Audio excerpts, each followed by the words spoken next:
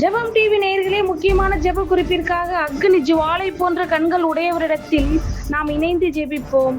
கள்ளக்குறிச்சி மாவட்டம் சங்கராபுரம் அருகே விளையாடச் சென்ற சிறுமி மாயமானதாக கூறப்பட்ட நிலையில் போலீசார் விசாரணையில் பிள்ளையை கிணற்றில் தள்ளி கொலை செய்ததாக தாய் வாக்குமூலம்.